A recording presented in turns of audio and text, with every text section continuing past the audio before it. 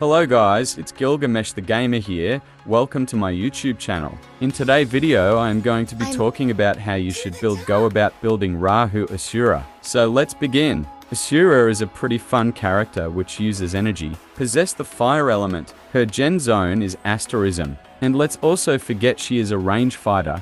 So let's talk about Asura's skill set. You should know and understand what each skills Asura possessed so as to utilize her potential to the maximum. So let's talk about what Asura normal attack does, which is also called Blazing Fist. Asura's basic attack launches a powerful barrage of strikes at the targeted enemy, dealing fire damage equal to 389% of their attack in total.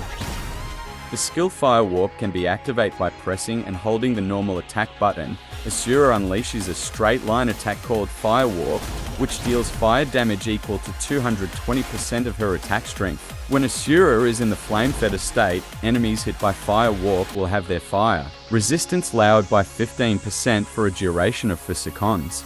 Enhanced Fire Warp, when flame-fed state ends, the next level of Fire Warp becomes stronger. To use this skill, press and hold the normal attack button. Asura will perform a powerful punch that travels through space, causing fire damage. The damage will be equal to 440% of Asura's attack strength. Skill 1, Fury of Asura. When Asura enters the flame-fed state, her fire-based attacks become stronger, dealing 20% more damage for a duration of 4 seconds. Additionally, during her attacks, Rahu's fists teleport to the position of the targeted enemy, inflicting fire damage totaling 240% of her regular attack damage. Skill 2, Imprisoned Buddha. Asura creates a special barrier that captures enemies close by. This barrier is so powerful that it can even trap enemies who are normally immune to control effects. While trapped, the enemies cannot resist or protect themselves against control abilities for a duration of 3.5 seconds. When the barrier eventually bursts, it releases a fiery explosion that affects all enemies within its range. This explosion inflicts fire damage on the enemies, specifically 120% of Asura's attack power.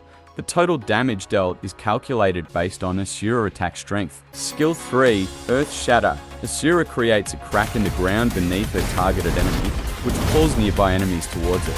Then, a powerful punch called the Rahu Fist emerges from the crack, hitting enemies within range. This punch deals a total of fire damage that is equal to 300% of Asura's attack power. Ultimate skill, Fire and Brimstone. Asura jumps up and smashes down on a specific spot, creating 4 fiery columns. These columns cause fire damage equal to 840% of Asura's attack. When the enemies are hit, their resistance to fire is reduced by 30% for 10 seconds. Sorry, I wasted more time than I expected talking about the skills. Without further ado, let's talk about the access key. It is recommended you level up all your skills and also your access key anytime you limit break Asura. The best and recommended functor for Asura is Synchronic Sagara. This functor offers several advantages designed specifically for her playstyle. So what does this functor do? That makes her the best functor for Asuras. If you recalled when I was talking about skills, I mentioned Enhanced Fire Warp, which is a skill activated by holding your normal attack button. It enhances the next use of Fire Warp gets enhanced when Asura enters Flame Fetter again, or when the duration of the state is extended. It also increases the damage boost in Flame Fetter state. Now let's talk about Sigils. The best Sigils for Asuras is Witch's Judgment, Jörmungand and the Alexander's Conquest. The above signals shown in your screen right now is the Witch's Judgment and Jörmungand. This sigil build focuses on maximizing Rahu-Asura's damage output, ensuring she can deal significant blows to her enemies. The key to this build lies in the combination of 2 sigil sets, Witch's Judgment and Jörmungand. The Witch's Judgment increases damage to enemies with less than 40% of HP by 35%, while Jörmungand has a chance to gain 35% of max energy each time the energy is consumed, which increases by 1% every 1 energy consumed. The signal positioning for Witch's Judgment is position 1, 2 and 3, while Jurmungand is posted in 4, 5 and 6.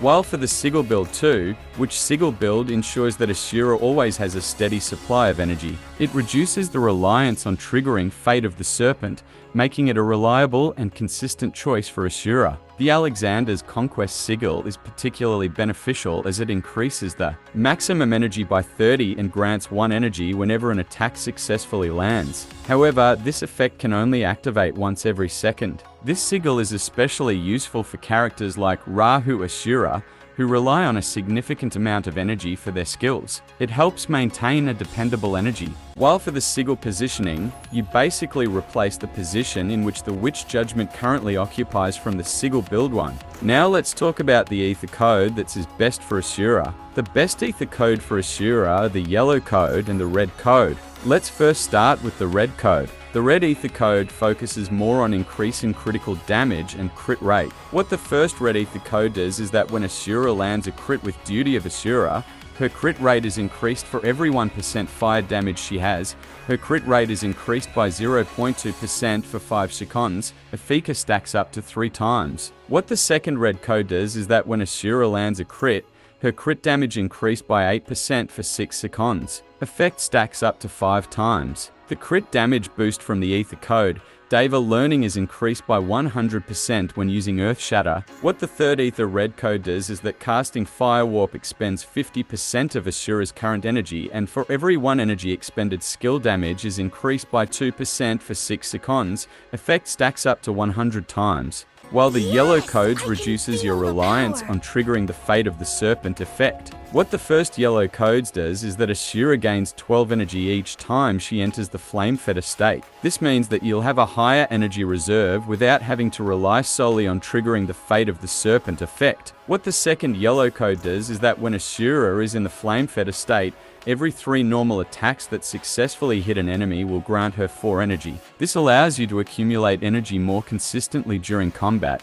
again reducing the reliance on triggering the Fate of the Serpent effect. What the third yellow Aether code does is that by using the Fire Warp skill, Asura will expend 50% of her current energy. However, for each 1 energy expended, the skill's damage is increased by 2% for 6 seconds. This effect can stack up to 100 times, meaning you can potentially increase the skill's damage is increased by 2% for 6 seconds. This effect can stack up to 100 times, meaning you can potentially increase the skill's damage by a significant amount. Overall, I will advise you to choose between the 2 Aether codes listed above that suits your playstyle. If you want more control buff for Asura, you should pick the yellow Aether code, but if you want more crit rate and damage, which also increases your damage output, you should pick the red Aether code. Now for the best team composition that are on my list right now are: number 1 on the list is the Fire Team combo, which team consists of Asura, Eglam Wadhandra Ujiri Kagutsuchi, while the number 2 on my list consists of Asura,